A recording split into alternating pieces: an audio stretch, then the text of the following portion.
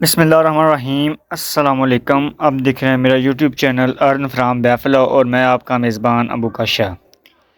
अच्छा जी, अज भरावां वास्ते एक रावी दा ब्रांड लैके हाजिर होए हैं। जिहड़ी फ्रेम च तुस झोटी दिख रहे जी, पैह्लें झोटी माशाल्लाह मूँह च हले चोगी है।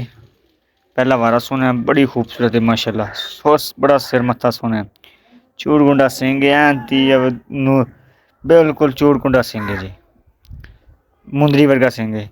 मत्थे ते निक्की जी फुल्ली जी चन्न बनेआ जिवें बाकी शाह काली है जी, शाह काली मुश्किल कालियां ही अक्खां ने ते चंगा कद काठ, सोहनी झोटी है, जवान झोटी है। पहला लोकेशन जिहड़ी अपनी हैगी है चोट पोले जी, अड्डा तहसील ज़िला साहिवाल है जी। ते चोट पोल ते नाल ही 64 फुट पोल है जी, उहदे नाल ही एक दो किलियां दे मतलब कि जे झोटी खड़ी जी, हवेली है बाई दी, ते उत्थे खड़ी है बाई मुर्तज़ा कोल। ते बड़ा सोहना लबास मच्छा थल्लों भी, थन बड़ा सोहना है। थन थोड़ा जिहा छोटा महसूस होंदा पैह्लें दिक्कर, क्योंकि हल्ले तक्कर सून आह्ली पैह्ला वारा है हल्ले। थन बड़ा सोहना कर जाएगी, वंडा वुंडा सोहनियां ने, कोई हड्डी दी है। चेक करो थना दे वंडा चेक करो, सोहना थन लमास बहुत सोहना माशाल्लाह।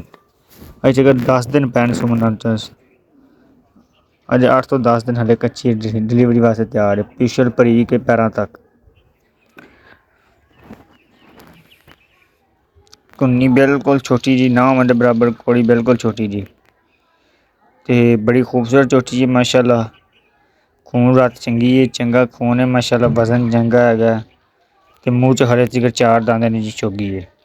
ये फार सेल है जी। कीमत इहदी हैगी है पूरा 5 लक्ख रुपया डिमांड है, पूरा 5 लक्ख रुपया इहदी डिमांड है।